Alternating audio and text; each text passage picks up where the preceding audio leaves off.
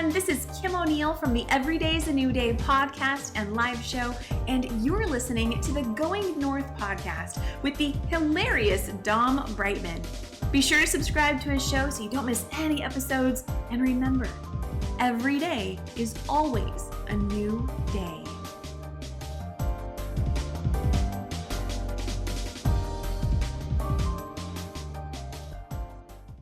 And today on the Going North podcast, we bring me some fabulous humans from across the globe. Today's no different. Heck, who am I kidding? Today's a different occasion, baby. Because that's one of my favorite video game characters, Big Smoke, likes to say. It's time to return the favor, baby. It's time to return the favor. Because we got another host-to-host special in the building, baby. Yes, indeed. Where two podcast hosts, in this case, two bookcasters, come together where we do a mic takeover. And this time, Emma's taking over the mic with this one. And I kind of half spoiled it because this wonderful lady right here writes contemporary women's fiction. And she began writing seriously while being a stay at home mom with 3 children under 5 years. So she is one heck of a commander. And with her needing something for herself and her future by changing her mindset, being consistent, and developing confidence, this lovely lady here has gone from having a collection of handwritten notes to 2 fully written and edited and published novels. And her stories reflect authentic lives of women by exploring the complexities of family life. So let's give it up for the fabulous ED herself, Miss Emma Dhesi. How you doing today, Emma? I'm very, very good, Dom. Thank you so much for inviting me on the show. I'm delighted to be here. And thank you for that lovely introduction. I like the idea of being the commander. I think I'll tell my children that one. That's pretty good. That's right. She's got the hat too. That's right. Although she's got the boots ready for when the Legos happen. That's true. That is so true. You've been there. I can see. That's right. The Legos remain undefeated. They do though, don't they? They hide in corners when you're not seeing them. Yeah, it's like, man, it's like sometimes like, man, would a landmine be better? Like, my goodness.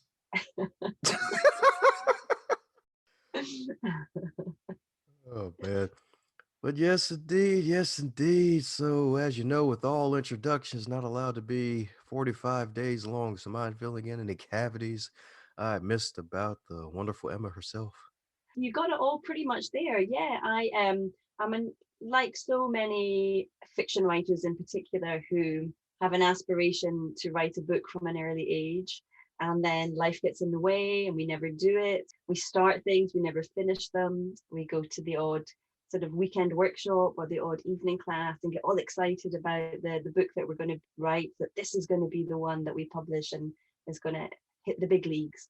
And then life catches up with us and we forget about it and the excitement wears off, and so it never happens. And I think I'm like a lot of writers generally, but I think particularly a lot of women writers who get caught up with family and work and all the other responsibilities that go with kind of being an adult, being a grown up. We let our own desires, our own aspirations kind of fall to the side a little bit. And that's exactly what happened to me. And every year I'd come back and say, oh, I want to write a book, but it would never happen. And finally I said to myself, right, Emma, either you do this or you stop moaning about it and just put that dream to the side and you move on with life to the next thing. So I thought, right, I'm going to do it. I'm going to write a first draft, see how I enjoy the process. And if I liked it, if it did light me up, if it did make me feel great and did all the things I hoped it would, then I'll carry on. And if it was a painful experience and I really didn't enjoy it, then I know I've tried, I've given it my best shot, it's not for me, and I can move on. So I wrote my first draft of my first book and loved it, really enjoyed the challenge of writing it, of writing so many words and putting a story together, and for it to be consistent and to give depth to the characters and hopefully people will like them. So I enjoyed that challenge, and then I enjoyed the feeling afterwards of achieving that, of accomplishment. And it was very soon after that that I kind of thought, my goodness, if I can put all these words down on paper, if I can create this story and actually finish a project, then what else can I do? So it set a standard for me then, or it set me off on a new path, should I say, that it made me realize if I'm consistent, if I just stick with it, don't give up, and see it through to the end, I can not only write a novel, I can do a second and a third, but what else could I do? And so then as life progressed, other opportunities arose, including starting my podcast, which you have very kindly come to chat to me on. So think little things like that, that sort of 5-6 years ago, I never, ever would have thought possible for someone like me. But just by finishing that first draft made me realize I could do more than I thought I could. And I think there's a lot of women out there who fit that, particularly those of us in our second half of life, because that's sort of around that 40 mark, somewhere around there is a sort of time for, well, it was for me, and I think for others, a time for reflection. What have I done to date? Because I left school with great big dreams of what I was going to achieve, and none of them quite panned out. So then it was a chance to look back, well, what did work? What did I achieve? How do I feel about my life now? And then what do I want to do with the second half of my life? What do I see for that? And so for me, that second half of life is all about writing books, publication, and fulfilling that lifelong dream that I've taken the scenic route to get towards. So finally I've got there, and as you said in the introduction, I've got my first book published, got my second book published, and my third book has just gone on pre-order. So I'm very, very excited. Yeah, there we go, with the big old X indeed, with all the excitement. That's what I'm talking about. Yeah, and you're so right about that scenic route, because I feel like that's something that everybody has to go through, because I'm pretty sure you've seen the internet meme of success people thinking it's a straight line, but it's really just a bunch of squiggles and curves that we have to go through. It so is, isn't it? It is. And it's funny, I was sort of talking to my husband about success and failure and how you get there and how you achieve it. And I think we were talking about the difference actually between the sort of more European approach to it and the American approach to it. And here in Europe, failure is seen as not a good thing. But I think in America, kind of North America, it's seen actually, it's something you do, you go through, you've got to fail. If you don't fail, you can't achieve, you can't progress, you can't get better. And I think that's for me, one of the reasons it's taken me so long is that fear of not achieving, that fear of failing, that fear of looking foolish, of being doubted, all those crazy thoughts that go on in our head. We don't learn at school, or at least in my generation, we didn't learn at school that failure is actually really good. It builds your resilience, it makes you tougher, and you're more likely to succeed the more you fail. It's kind of a strange one.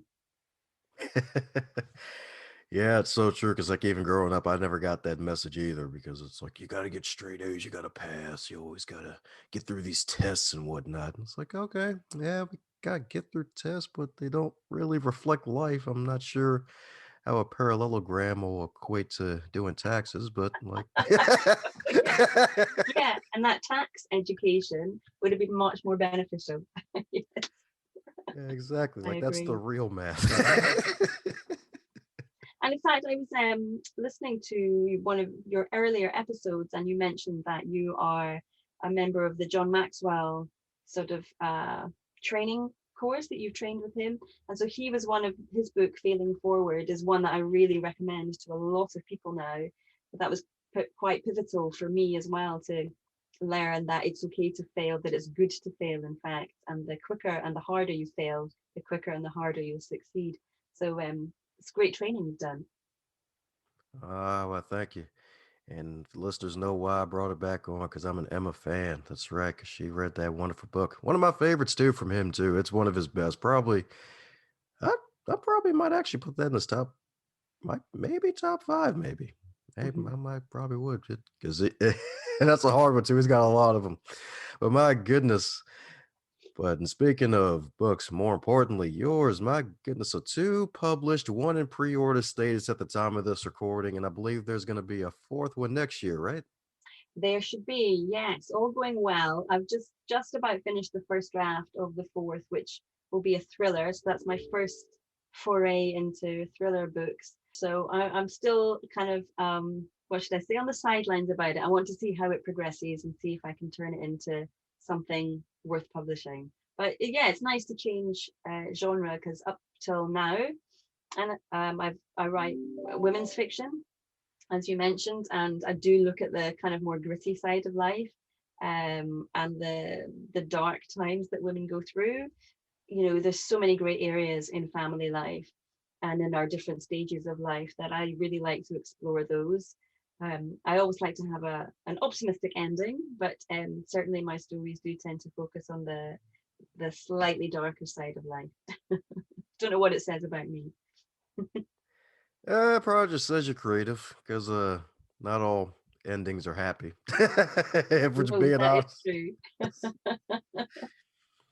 It's funny, I've tried to kind of write something a bit more chick lit, you know, a bit more upbeat and light, but I still seem to go down this path of darkness. But yeah, so the third book is coming out. It'll be at the end of this month. So where are we? We're November 2020, and it's again a sort of, I'd say, a dark theme. I'm looking at addiction this time.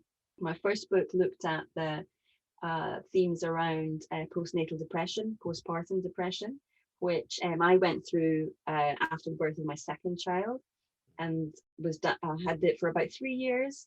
And part of my kind of self-recovery was journaling about it, and writing the journals really kind of helped me understand what was going on in my head, and it was an outlet for what was going on in my head. And at that time, I very much believed my family would have been better off without me, and I often contemplated, you know, just leaving. But I never did. But I did think, what if a woman who does have a young child and she does leave, what's the consequence of that? What's the fallout of that? And then what happens if she wants to reconnect? Because obviously that would not be an easy connection again. There's a lot of bridges burned and a lot of relationships to mend. So like a lot of fiction does, it sort of came out of that what if question. What would happen if she did actually leave? And then my second book, the themes around that are about identity, and how identity is very strong, and that feeling of wanting to belong is kind of ingrained within all of us. We all want to belong to a group or a tribe or a family or a town or a country. We want to have that feeling of camaraderie. And so that looked at that theme, and it focuses on a family who have an adopted child, and it's a young boy, and he reaches a certain age where he's beginning to question, well, who am I? You know, I know that my adoptive parents love me and I have this home, but who am I? Where do I come from? Why was I not wanted? Why do I feel like I don't belong? And so that story sort of follows him and his adoptive mother as they try and work their way through that and understand the complexities of those relationships. And then this book, More Than Enough, it's called. This is about addiction, and how addiction of various forms, whether it be of alcohol or drugs or shopping or fitness or food or painkillers, whatever it might be, is a way for us to cope and a way for us to manage the kind of difficulties of life. And so the main character in this book, her addiction of choice is alcohol, and she slides down a path of alcohol abuse. And I deliberately chose a very, what we would call here, a very middle class family for this to happen to, because I think we still have this stereotype about alcoholics being old men under the bridge with the bottle in the paper bag, and that's not true at all. There is obviously those people who exist, but there are a lot of women, and I was very interested to find this out, but a lot of women kind of in their 50s who are particularly middle class women, who are drinking an awful lot, an increasing amount, because it's seen as a civilized thing to do. It's absolutely fine to drink a bottle of wine to yourself of an evening if you've got friends around. It's not considered to be the same as being an alcoholic if it's done around the dinner table and it's with a bottle of wine rather than a bottle of cider. This kind of thing, these different stereotypes we have about what alcohol dependency is. So I was interested in that, and so I wanted somebody who didn't fall within the stereotype, and that really alcohol addiction or addiction of any description can happen to anybody in any job, in any socioeconomic part of society. it doesn't discriminate at all. So I really wanted to kind of explore that idea. We have a lot of memes that go around on Facebook and things about wine o'clock, and how, you know, when the kids come home, it's time to crack open the wine. At play dates, there's a lot of wine, or it's afternoon prosecco or a gin and tonic in the spring. It's, you know, what message does that give our kids? And also just how easy it can be for it to slip ever so subtly from being something social to being something more damaging to the woman herself, but then also the wider family as well. So so that's the kind of subject of the theme around this latest book, which is coming out at the end of the month. So as you can see, you know, I do kind of tend to focus on, or I'm attracted to these slightly darker themes. Oh, hey, I mean, if it's in your face like that all the time, especially with the alcoholic wine piece, because it's heck, even one of these Facebook groups I'm a part of, some of those memes I see, it's like wine, and then they have this grown-up Lunchables pack where it was, I forgot what it was. It's like a bottle of wine or a six pack, and then there was like a bag of chips or something like that with it. And I'm like, yeah, that's really kind of one of those subtle cues or one of those subtle addictions. Like, hey, they may cover it up as social drinking, but at the same time, like, hey, even though we're supposed to physically distance, like if you're drinking all that alcohol at home by yourself, that can't be healthy, especially if you don't do any movement to get it out of you. And from what I understand, the hangovers are worse as you age. So it's definitely not a good idea to drink all of that. No, they do definitely get worse as you get older, I think. Gone are those days of being able to go out all night and then straight into work the next day. Those have well and truly passed. And I think it's I don't know about over on your side of the pond, but certainly here it's been in the press that with lockdown there's been an increase in drinking, Mm. because people are just stuck at home and you feel like there's nothing else to do, and the kids are home and you're homeschooling and it's all too much. And so cracking open a bottle of wine or a can of beer or whatever can just be that way of feeling like you're switching off for the day, feeling like you're having a change of scene even though you're not. So that's been in the press quite a bit over here, and I'm not surprised really. Oh yeah, yeah, both sides of the pond. It's the same here too. Like liquor stores are open during the pandemic. They were filed as essential because people lose their minds if they didn't It, have it. it's so interesting, yeah, that the liquor stores are considered essential services that need to be opened along with a chemist and a supermarket. Yeah, it's funny. It says a lot about our society, doesn't it? Yeah, But it was only when I was kind of doing the research and stuff and for the book, and you know, just looking around, and I think it is the same in the States as well, that alcohol is so ingrained, it's so part of our life now, that every celebration, every family get together, everything involves often copious amounts of booze. I have to think about christenings that I've been to, which ended up just, you know, all the grown-ups just getting wasted. Celebrations, you know, something successful has happened, how do you celebrate with a bottle of champagne? So it's hard quite often to get away from it, even if you want to. And then the looks that you can get from other people who think, well, is there something strange with you that you don't want to drink? And so the stigma or the assumptions that are made about people who don't drink are there as well. Mm. yep, that's right. That peer pressure will get to you if you let it, even as a grown up, which is such a Mm. shame, actually. Mm. Mm. Such a huge shame. My goodness. So, since this is far from your first ever podcast rodeo, is there a question that you wish you'd be asked more often? Oh, that's a good question. I guess a good question is, why do so many writers not, or so many want to be writers, not write that book? You know, what is it that's holding them back?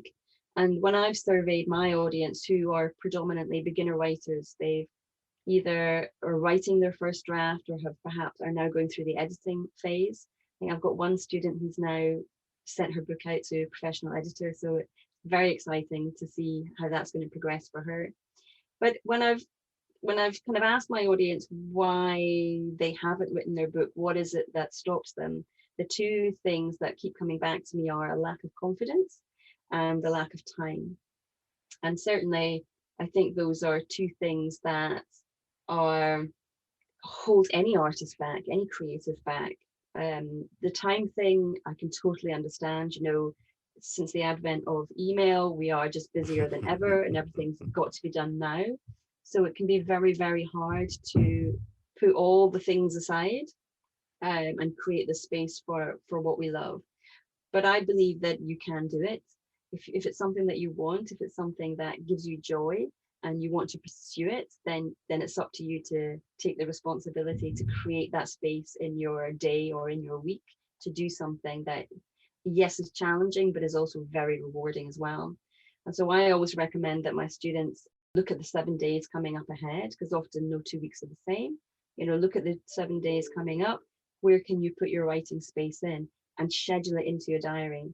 We do it with everything else. We do it with our work commitments. We do it with the dentist, the doctor, the optician, with play dates, with the theatre, with going out for dinner when we can. All of those things we schedule into our diary. And I think that your writing time should absolutely be the same, that it's something you schedule in and you give yourself space for. Now, you don't have to do it, for an hour a day. I think many people have read Stephen King's book on writing, and many people recommend it and think it's wonderful. And I do think it's a wonderful book, but I never recommend it, because in that book, he says, if you want to be a proper writer, you write every day and you write for 2 hours. With all due respect to Mr. King, he wrote that, I think, in a different era. And he wrote it at a time when he had someone at home looking after the kids, which allowed him to have that space to write, to get up and devote all that time to his craft and to his writing. Nowadays, both men and women, our lives just aren't that free, I don't think. So I don't recommend that people take his advice on that particular aspect of his book, but rather you have to fit it in around your lifestyle. It has to be something that's compatible with the way that you live. It might be that you work shifts, and so you have to fit your writing time in around the shifts. It might be that you have a full-time job and you've got caring responsibilities. So again, you've got to find a space in your diary that you can fit that writing time in when suits you. Nor do I think that you have to write for 2 hours at a time. I think that, again, for most of us, unless you are a full-time writer, that's just unfeasible. But you do have to start somewhere. And so even if it's just 15 or 20 minutes, start with those simple time slots. And it's all about kind of transitioning into somebody who used to write as a hobbyist, just as and when you wanted, into writing somebody who's intentional and who actually wants to pursue this, wants to finish a novel, get it published, sell copies, possibly make have a secondary or additional income. So you've got to start that transition process somewhere. And I recommend that you start with just, 15, 20 minutes, 2 or 3 times a week when you can. And it starts the writing muscle going, you start building that writing muscle. Just like any musician has to do their scales all the time to keep their fingers nimble, then we have to do that too as writers. We've got to keep our writing muscle, our writing brain nimble as well. So we start off with just small spaces of writing.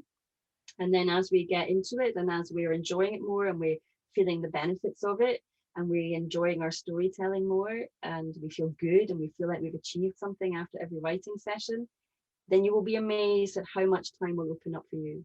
Because it's something that you love, because it's something you're enjoying, you will be happy to forgo other things to fit the writing into your life. Somebody gave a good example the other day. You think back to when you first start dating somebody and you're all obsessed with them and it's just exciting and fun. Isn't it amazing how much time you find to spend with that person because they're important to you and it's something that you enjoy? And it's the same for your writing. If you're loving it, if you're enjoying it, if it's making you feel good at the end of the session, then your calendar will open up and you'll find extra time to write. And slowly, bit by bit, you will build up a very strong writing routine. And so there you go. You have slowly but surely eliminated that problem of not having enough time. You've made the time in your diary. And what I think is wonderful about this is that it then solves the other problem of confidence. So as you write more, as your words get, the word pile builds up, book starts coming together, you feel increasingly proud of the work that you're doing, you're loving what you're doing, and not all of it's going to be brilliant, of course not, but there are going to be nuggets in there that you actually really like, and you'll be surprised and proud of yourself that you've put these words down on paper. You've had this idea, you've had this great bit of dialogue that you've created out of nothing, and that's where your confidence starts to grow as well. So yes, it's a very vulnerable thing to write and publish something creative, but as you flex that writing muscle, as it gets stronger, as your words flow more easily with practice, your confidence will grow as well. And then as you redraft and your book gets better and better, so does your confidence. It's a really lovely upward sort of karmic spiral that you fall into. And the more you write, the more practiced you become, the more confident you become, and the more you enjoy it. And the more you enjoy it, the more you want to write. And so the spiral begins again. So those are my kind of key tips for anybody who is giving themselves those excuses that they don't have the time and they don't have the confidence to write. This is how you can kind of bash through those mindset limiting beliefs. There we go. Solid advice right there, especially about keeping your writing brain nimble. Because it's so darn true. Like, if we don't use it, we lose it. So gotta keep it fit. Indeed. And it's so darn true. Like, you gotta make the time for it. And heck, you're even right about that. And that even probably speaks to the deeper point of like the lives of writers. Like Stephen King wrote that in a different part of his life where he possibly had someone taking care of the kids, if because I'm not entirely sure of his entire background, so I don't speak something that I don't fully know about, but like really just keeping in mind, like, hey, in 2020, where basically everybody has to do almost everything in this do society, like it's hard to dedicate 2 whole hours to writing, and if you have nothing to contribute, you're going to be staring at a blinking cursor for 2 hours. That's kind of painful. It's like it's probably better to watch paint dry maybe than to stare at a blinking cursor for 2 hours. Yeah, because that pressure you put on yourself. Actually, just mentioning Stephen King there, it reminds me of he's sober now as well, and he drank a lot in those early days, and it is quite amazing actually. I think I was most surprised at Misery, which is one of his books that I like best. He said, he doesn't remember writing it at all because he was so under the influence. So it's kind of unfair, isn't it, that he gets to get it all in that way, that even not remembering it, he still manages to write these amazing stories. But I think he is a one-off, though. He's the unicorn. That's right. Gotta love the unicorns. I can't wait till we find our next thing because unicorns are becoming normal nowadays, which is funny to me. 'Cause everybody's calling themselves unicorns now. It's like maybe we need some tricorns, maybe, or something. You could start that one. You could be the first tricorn. Yeah. Oh, yeah, that's right. This could be the chocolate one too. Yes, indeed. Well, coming down to the magical question that every guest gets to receive, and that is if you're to wake up tomorrow and you're 25 again, but this time in 2020, with all of your knowledge and experience, what would you tell yourself? Ooh, I tell myself to knuckle down. If I was 25 again, yeah, what would I tell myself? That's quite hard, isn't it? Because on the one hand, I made so many mistakes in my 20s and 30s and wasted a lot of time, kind of out boozing and carousing around the town. But at the same time, it was great fun, and it was part of the learning of life and part of that scenic route that we mentioned earlier. Actually, do you know what? If I was 25, I would say to myself, you're going to meet your future husband in a few years. Have the kids straight away, because we waited until we were a bit later in life before we had our kids. And I can't help but thinking that you've got more energy when you're in your 20s, so it's better to have them younger than later. So I think that might be something I would say to myself is don't wait, do it now. And then by the time they're grown up, you'll still be young. So do it earlier. But I think I would also, I'd give myself the advice that I give to people now, especially around the writing, but also around anything else that I was wanting to do at that time. So when I was 25, I was training to be an actress, and I would give myself that same advice now, which is, schedule in my rehearsal times, or class times, be more strategic with my class times, spend more time doing my lines and learning my script, looking at craft, just being more observant. I think I enjoyed the backstage business far too much more than the onstage business. So there would just be a little bit more, I think, around moderation. Perhaps, well, it sounds so dull to say that, but you get so much more done if you're able to kind of moderate what you're doing, and be more strategic with it.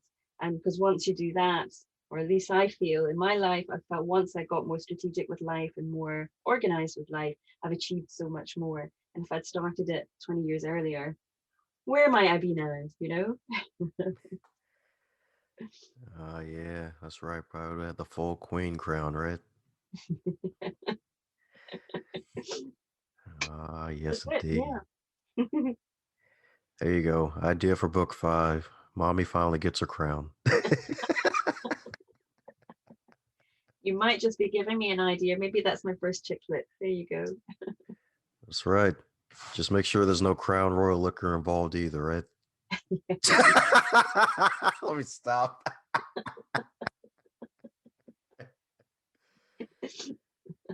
Yep, that's right. Corn cobs appear and disappear. Well, yes, indeed. So, for those who want to appear more on Emma's radar and stay in contact with you, heck, even check out your podcast and heck, even buy copies of your fabulous books, what's the best way for folks to reach out to Emma? Well, the best way to find the podcast, which is called Turning Readers into Writers, is to go to emmadesi.com/podcast, or you can just search Turning Readers into Writers and you will find it. And then I'm mostly on Facebook. That's what I use. So you can find me at Emma Desi Author on Facebook. Woohoo! Well, there we have it, folks. The wonderful ED herself. Follow her on the Facebooks. That's right. Follow. Check out a podcast. Turn her readers into writers, because that's what a lot of folks are doing nowadays at an exponential rate. It's like, all right, I'm reading these books. I want to be a writer now. I want to be on the other side of the fence. And it's good to get some guidance from those who are already on that other side of the fence in a good way. So Yeah. definitely check out all that Emma has to offer indeed. Yes, indeed. So any parting words before we close up shop, Emma? You know, if this is something that you want to do, if writing in any way, whether it be fiction, memoir, short stories, anything, if it kind of fulfills that bit of your brain that needs to be exercised, and makes you feel good at the end of it, then just go for it. Don't let it stop you. No matter what age you are, you have a book inside you, and with a little bit of help, you can get it out there into the world and share your story. This is your host, Don Brightman. Hope you enjoyed what you just heard. And if you really did, do me a solid and leave a review if you're listening on Apple Podcasts, on YouTube, wherever you're listening to. And subscribe to hear more, because more is coming your way to advance you further than before.